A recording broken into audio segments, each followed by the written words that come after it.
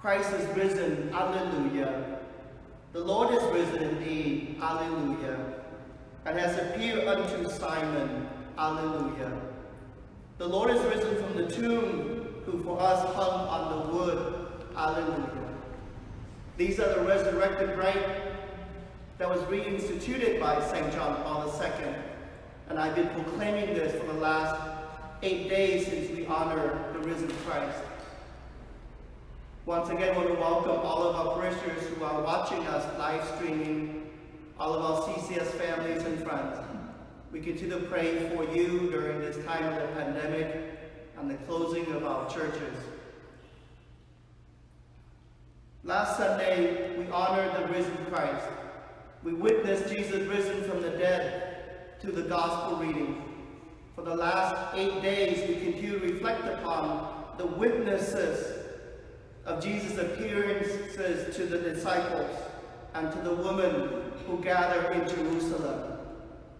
So yesterday especially, I identified this whole transition of our journey of faith as well as the journey of the disciples' faith.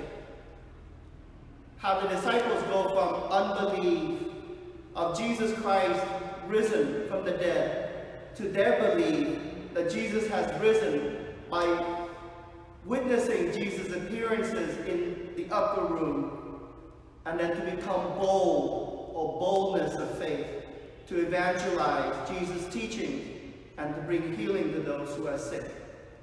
So this transition is such an important part of our journey, moving from unbelief, belief, and to be boldness. So as we gather here again, we come to witness part of that unbelief, but the focus now is on Thomas the Apostles. Because yesterday in Mark's Gospel, we keep hearing this verse repeating twice. They did not believe. They did not believe them either. And now it becomes part of Thomas become a symbol of our own unbelief in Jesus Christ. A symbol of many young people or even adults who have turned away from the teachings of Christ, whether it is in the Catholic Church or in other Christian churches. So what is it that will allow you and all of us to reaffirm our belief and to continue to be bold in evangelizing the faith without fear, but with great courage? Here in John's Gospel, we see in this unbelief and in transitions of how Thomas become that witness to Jesus risen Christ, as it proclaimed here.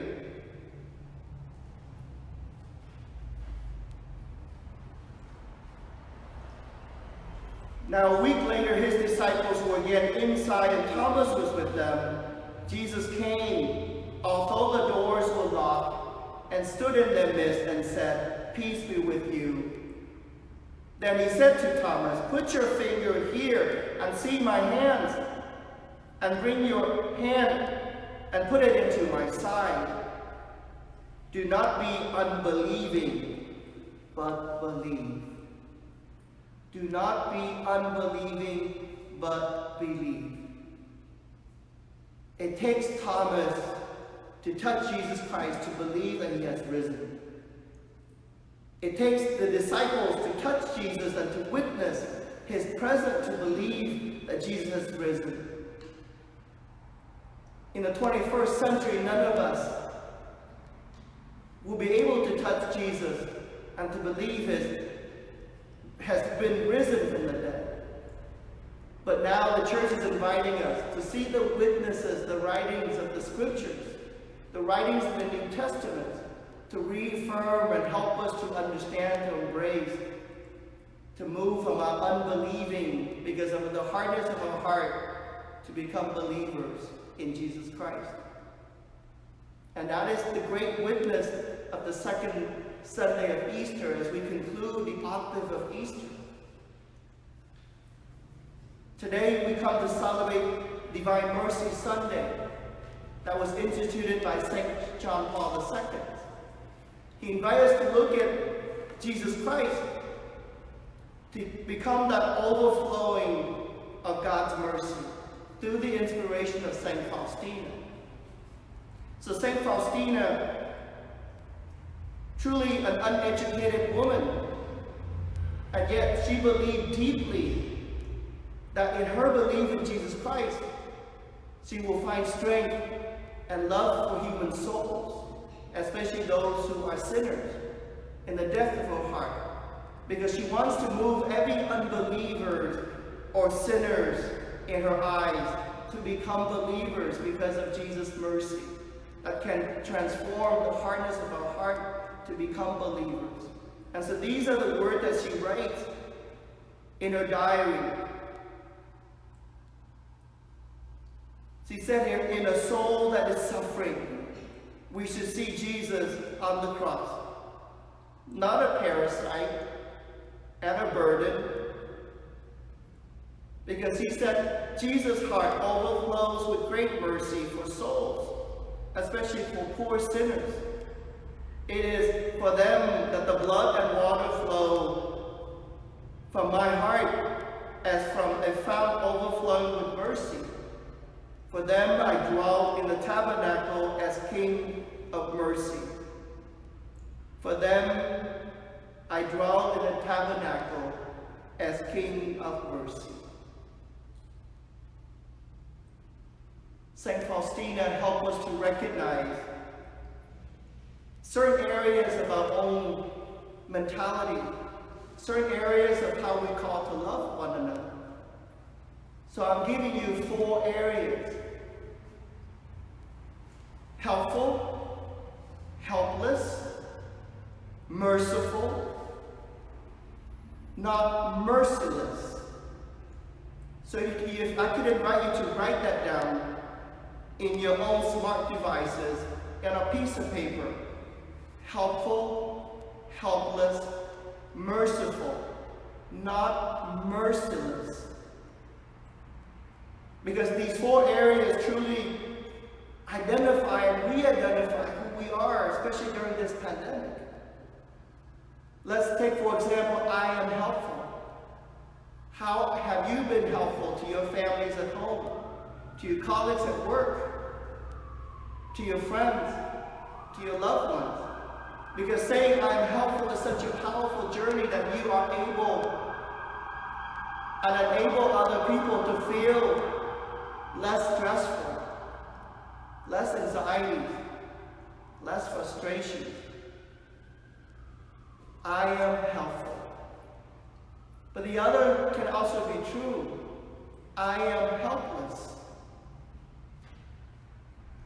Because some of you can feel very much helpless because children are cooped at home. They can't go out to the park and play. They go out to the beach and play. People feel helpless. And sometimes because of that helplessness, they can express a lot of frustrations, a lot of anger. And sometimes that anger, that frustration can be pointing to an area that may not be necessary. To a person that loves you so much, and yet because of that helplessness, you express your anger in a place that may not be proper. But some of you may also feel truly helpless because you have been out of a job for more than 4 weeks. And you feel this great burden is being placed upon you. And you seem to be the only one who carried the load.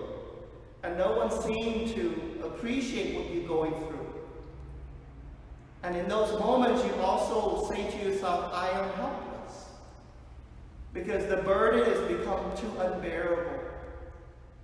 Please know that we are praying with you and realize that you're going through this whole situation of your helplessness. And there's nothing that can take away from this helplessness that you're feeling. All we can ask you to do is to encourage yourself to share that helplessness with other people who are able to say, I am helpful. And that's why maybe the other channels of I am merciful, so that we can turn to people's eyes and say, I can be of help to you in the acts of kindness, even though we use the term merciful here. But that term merciful becomes such an important part of this pandemic. And this whole journey then, it also would not allow us to say that I am not merciless, because we are not people of merciless in this time of pandemic or any other time, because that would be contrary to the teachings of love that God has commanded us, that Jesus has given to us by his death on the cross. So forever, just as Pope Francis said, this word must be banned, merciless, from our own psyche, from our own mindfulness, because otherwise it would take away everything that we say. I am helpful, I am helpless, and I am merciful. But I am not merciless. Just as St. Faustina helped us to see God's mercy being placed upon all of us, as he encourages all of us to trust in Jesus' endless mercy and to live life of merciful with others. The Acts of the Apostle help us to see this whole journey of how they live in community, how they realize that one can be helpful, at the same time can be helpless, how they can show that mercy with one another, as St. Luke writes for us here.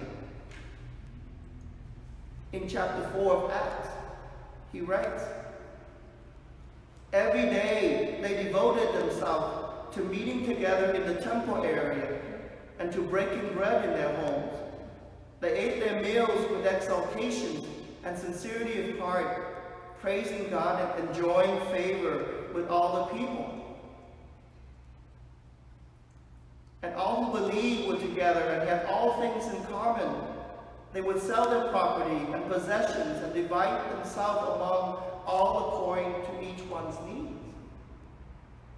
So on this Divine Mercy Sunday, I ask you then, who are the servants of mercy in your life? Who are the merchants of mercy that you witness during this pandemic? If they're not the frontline workers, people who are unknown names, working in supermarket, people who work in the mechanics, people who work in various places, but today I want to highlight those who work in the hospitals. And this week I came across the story that was published in April 13th, gave a witness to Dr. Ryan Patchett, a Seattle emergency room physician. In the early days of his hospital, they received many patients coming in. And Dr. Patchett, who is 44 years old, healthy, 6'3", 250 pounds, played football as a collegiate for Northwestern, and played in the Rose Bowl in 1996. This is how he described the situation in his hospital back in March. He said here, the critical ill elderly patient streamed into his emergency room outside Seattle. Quickly, they came to understand how deadly COVID-19 could be.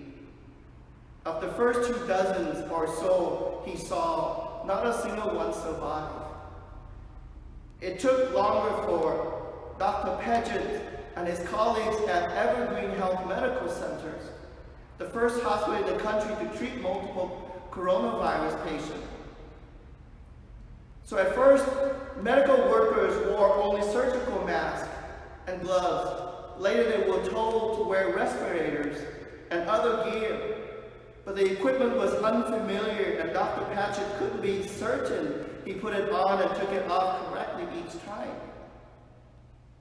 But on March 21st, on his wedding day, 2 months away, Dr. Patchett became the patient.